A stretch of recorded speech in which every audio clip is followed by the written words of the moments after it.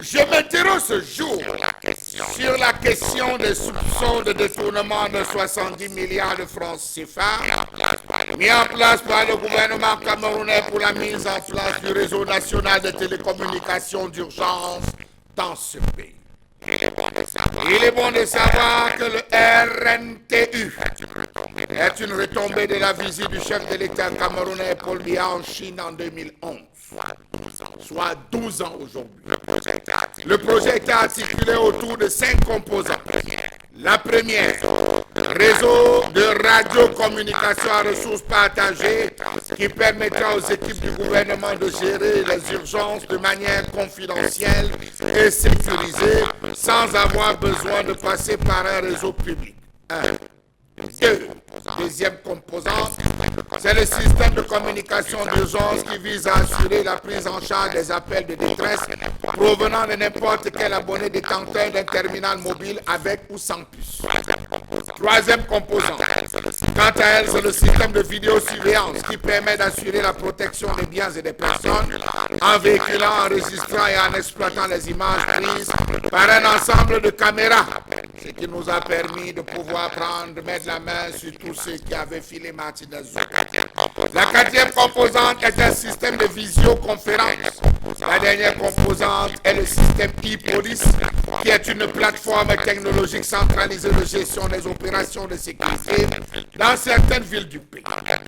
En 2013, l'entreprise ZTE a décroché sans appel d'offres un marché colossal de plus de 70 milliards de francs CFA pour la mise en place de ce réseau national de télécommunications d'urgence au Cameroun.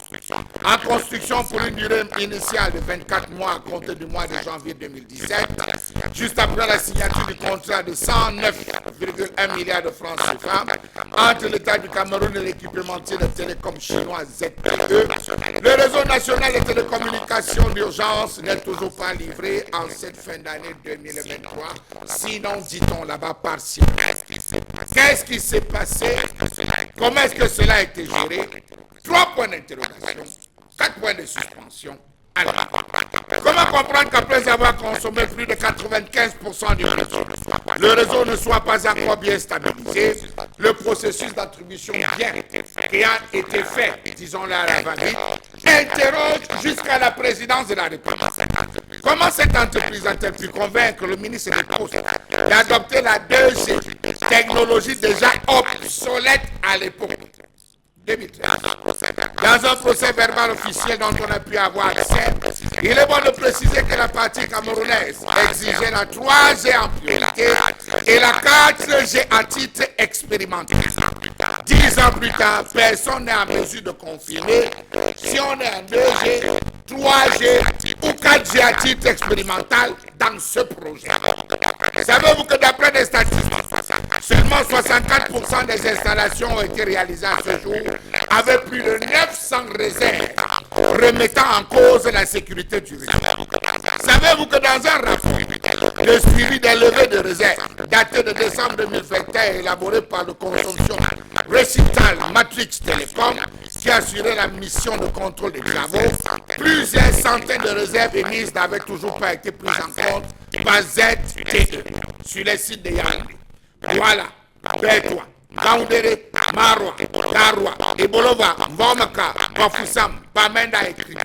Ce qui peut expliquer la non-livraison du chantier depuis l'année 2019 selon les délais contractuels.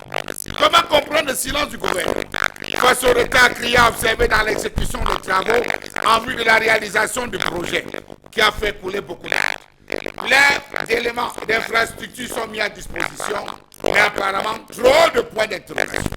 Les experts camerounais ont dénoncé ce choix inadapté aux besoins, guidé par les seuls intérêts commerciaux des ZTE. Qui a fait entrer ZTE au Cameroun? Qui a bousculé pour que sans appel d'offres, ce marché soit remis? Suivez mon regard.